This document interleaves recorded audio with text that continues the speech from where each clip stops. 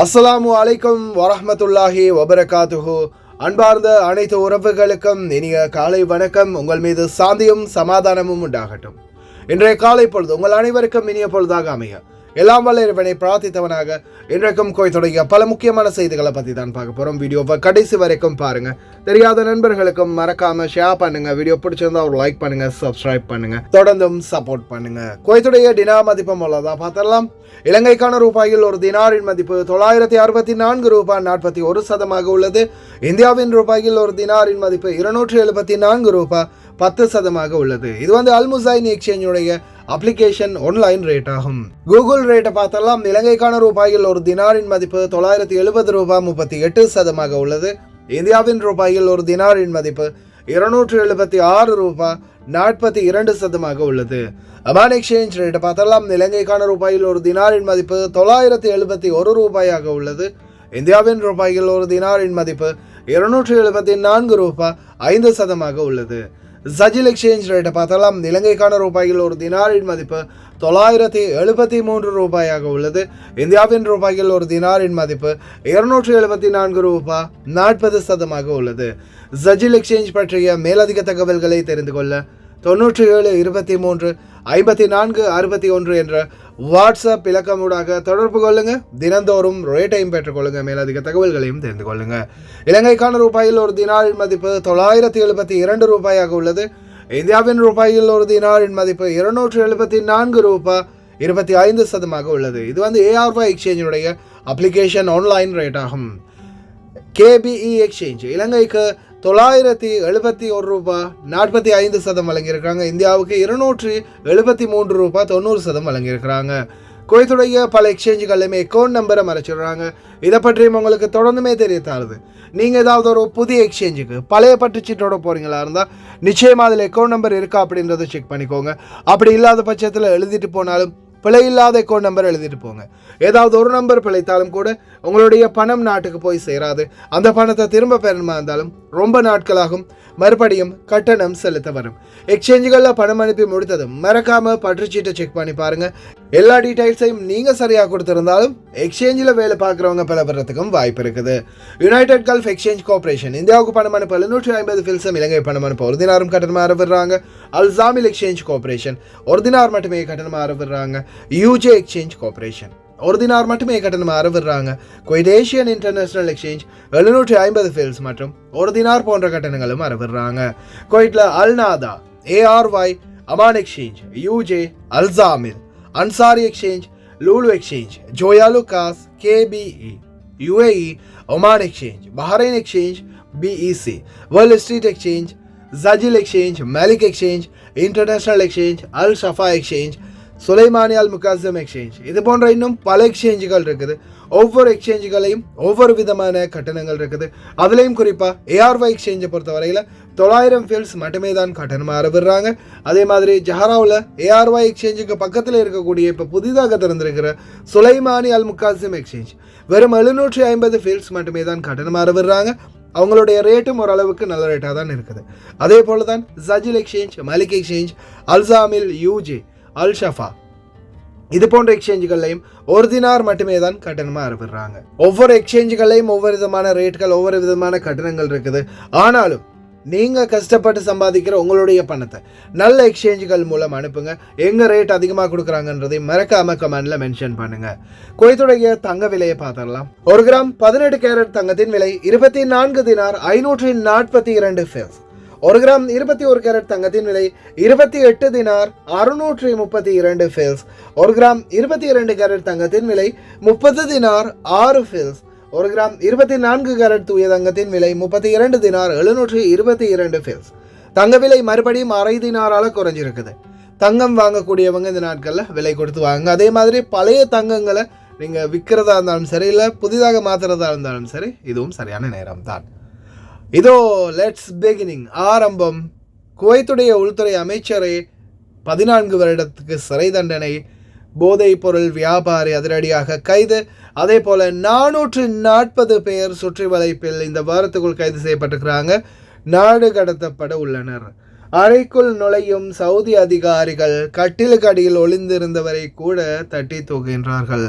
விமான நிலையத்தில் ஒருவர் கைது, தயவு செய்து பார்சல்களில் கவனம். புளோகர் ஒருவருக்கு 2 வருட சிறை தண்டனை. குவைத்தின் நயம் பகுதிகளில் திடீர் தீ விபத்து. அன்பார்ந்த உறவுகளே, நான் உங்கள் சர்ஃபான் BA Vlog. இன்று நான் வந்திருப்பது லயன் எக்ஸ்பிரஸ் கார்கோவோடு இணைந்து முதலாவது பரிசாக 200 தினார், இரண்டாவது பரிசாக 150 தினார், மூன்றாவது பரிசாக 100 தினார் மற்றும் 10 பேருக்கு ஆறுதல் பரிசு சர்ப்ரைஸ். நீங்க செய்ய வேண்டியதெல்லாம் ஒன்றே ஒன்றுதான். லயன் எக்ஸ்பிரஸ் கார்கோவுடாக ஒரு கார்கோ நீங்க நாட்டுக்கு போடணும். அதே போல இந்த பரிசை வெல்றதுக்கான பாஸ்வேர்ட் என்னுடைய யூடியூப் சேனல் 3லையுமே அட்டாச் பண்ணியிருக்கிறேன். இதில் வரக்கூடிய லோகோவை பாருங்கள், இந்த தம்ப்மெயில் தான் போட்டிருக்கோம். மறக்காமல் என்னுடைய வீடியோவை பாருங்கள். வீடியோவில் ஒரு இடத்துல பாஸ்வேர்டை குறிப்பிட்டிருப்பேன், அதை நீங்கள் சொல்லி கார்கோ போடுங்க. லயன் எக்ஸ்பிரஸ் கார்கோவுடாக பணப்பரிசை அல்லுங்க. கார்கோ பற்றிய மேலதிக தகவல்கள் வீடியோட ஃபர்ஸ்ட் கமெண்ட்டில் அட்டாச் பண்ணியிருக்கிறேன், பின் பண்ணி வச்சிருக்கிறேன். அதை நீங்கள் தாராளமாக போய் பார்த்துக்கலாம். பல கேள்விகளுக்கு உங்களுக்கு அது பதில் கிடைக்கும். அதே போல் இதோ குவைத்தில் லெட்ஸ் பிகினிங், வெல்கம் பேக். ருத்தூபா இட்ஸ் கம்மிங். நேற்றையிலிருந்தே ருத்தூபா ஆரம்பமாகி இருக்குது. அதே போல் குவைத்துடைய பல பகுதிகளிலையும் தூசியுடன் கூடிய காற்று எதிர்வரும் நாட்களில் ஃபுல்லாகவே நீடிக்கும் அப்படின்னு தெரிவிச்சிருக்கிறாங்க. நேற்றைய தினம் கூட அல்முத்தலா மற்றும் ஜஹரா போன்ற பகுதிகளில் காற்றினுடைய வேகம் ரொம்ப அதிகமாக இருந்திருக்குது. தூசி காற்று இனி வரும் நேரங்களில் மறுபடியும் வாரத்துக்கு வாய்ப்பு இருக்குது.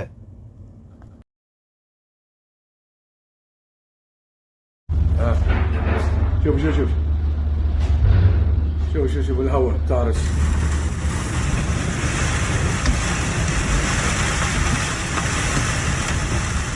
هذا الحين بالمطلع عندنا شوف العج ما يبين شيء، سيارتي ما تبين.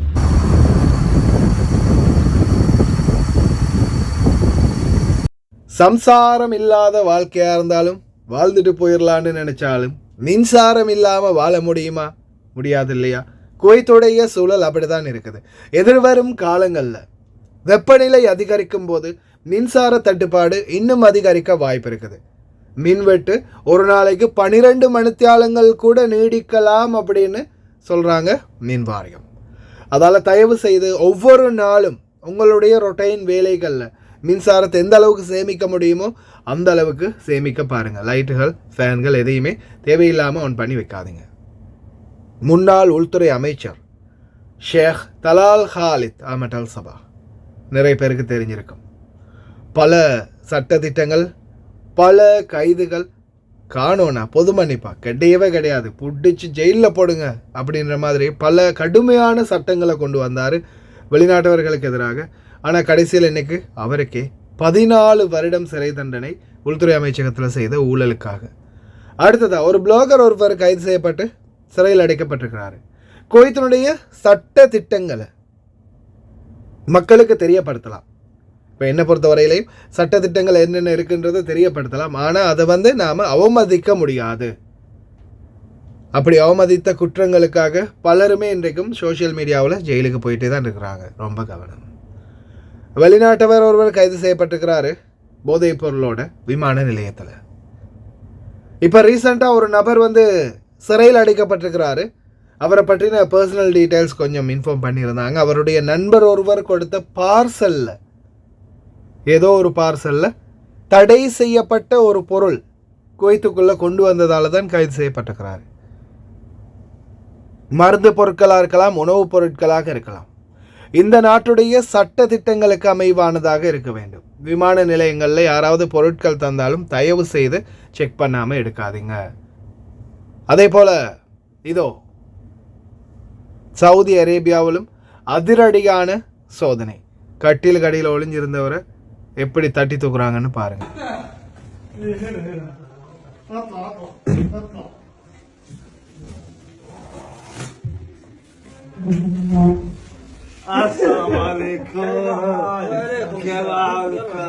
அதே போல கடந்த 4ஆம் மாதம் 30ஆம் திகதியிலிருந்து 5ஆம் மாதம் 9ஆம் திகதி வரைக்கும் இந்த இடைப்பட்ட கால பகுதிகளுக்குள்ள 440 பேர் கைது செய்யப்பட்டிருக்கிறாங்க. ஒவ்வொரு பகுதிகளிலையும் விதிமீறல்கள், குடியுரிமை சட்டத்தை மீறியவங்க, பணிச்சட்டத்தை மீறியவங்க, காமா இல்லாமல் இருந்தவங்க, தப்பி ஓடியவங்க, இந்த மாதிரி பலரும் கைது செய்யப்பட்டிருக்கிறாங்க. இனி வரும் நாட்களில் தீவிரமான சோதனைகள் இருக்கும். தயவு செய்து ரொம்ப கவனமாக இருங்க. குறிப்பாக வெளியில் அக்காம அடித்து வேலை செய்கிறவங்க, கடைகளில், வியாபார தலங்கள்ல எல்லாம் காதிமில் வேலை பார்த்தீங்கன்னா ரிஸ்க் தான். கவனம்.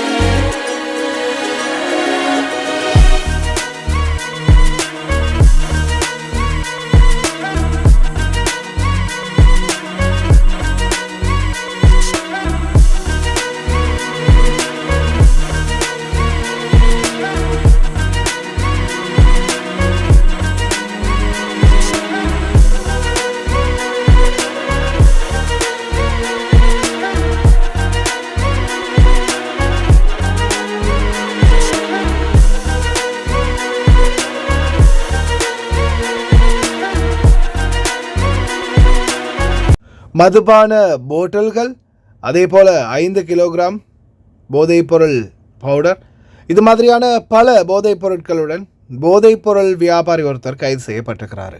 நிச்சயமாக தொங்க விட்டுருவாங்கன்றதுல எந்த மாற்று கருத்தும் இல்லை. இவ்வளவு தொகையோட மாட்டினா மரண தண்டனை தான். தயவு செய்து கவனமாக இருங்க. தவறுகள்லேருந்து தவிர்த்துக்க பாருங்கள்.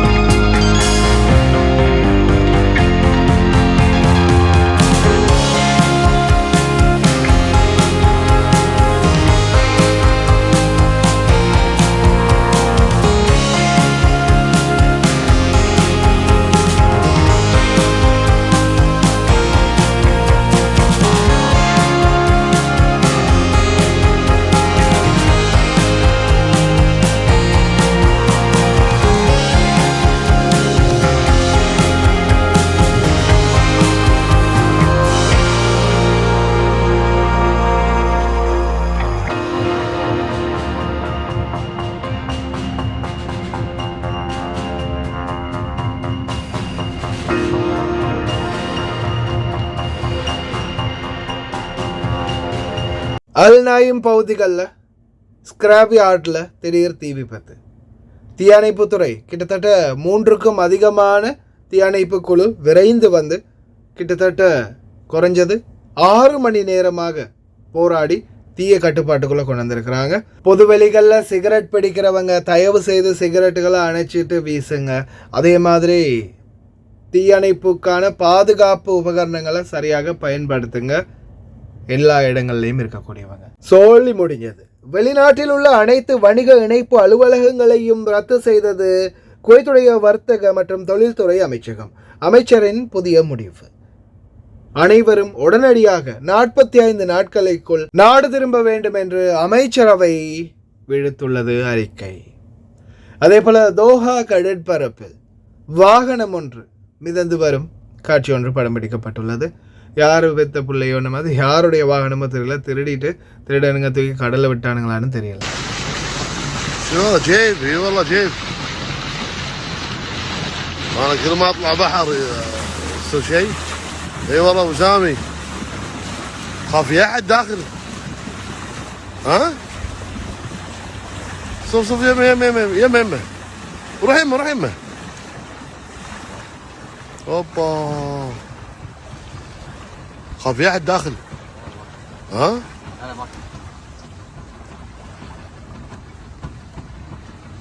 اي والله. طبعا بالدوحة طبت الماكينة بعد رحنا بالدوحة صوب الجسر الدوحة نفس مكان الحوت قبل نفس مكان الحوت. இரத்த தானம் சம்பந்தமான வீடியோ ஒன்று இருக்குது. தயவுசெய்து ஸ்கிப் பண்ணாமல் கடைசி வரைக்கும் பாருங்கள். உங்களால் முடிந்தால் நீங்களும் பங்கு கொள்ளுங்க. ஒரு துளி இரத்தத்தை தானமாக வழங்குங்க. ஒரு துளி உதிரத்தால் இன்னும் ஒரு உயிரை காப்போம் அப்படின்ற ஒரு முயற்சி தான் வெளிநாட்டு தொழிலாளர்கள் ஒன்றியம் குவைத். எதிர்வரும் மே மாதம் 16 குவைத்துடைய இரத்த வங்கி முகாம் ஜாப்ரியா மதியம் 1 மணி முதல் மாலை 6 மணி வரைக்கும் இந்த ஜாப்ரியா இரத்த தான முகாமில் இரத்த தானத்தை செய்யலாம். உதிரம் கொடுப்போம் உயிரை காப்போம் என்ற துணிப்பொருள் பலருடைய தேவையாக இருக்கும் இந்த உதிரம் நம் உடம்பில் இருக்கின்றது. நம் கொடுத்த உதிரத்தால் இன்னொருவருடைய உயிரை காப்பாற்ற முடியும். அதே போல அதை நம்மளுக்கும் நம்மளுடைய உதிரமாக ஒரு அவசர தேவைக்கு பாவிக்கவும் முடியும், உபயோகப்படவும் வாய்ப்பு இருக்குது. இந்த நாடுகளிலே நிறையவே வாகன விபத்துகள் பல உயிரிழப்புகளை தொடர்ந்துமே பார்க்குறோம்.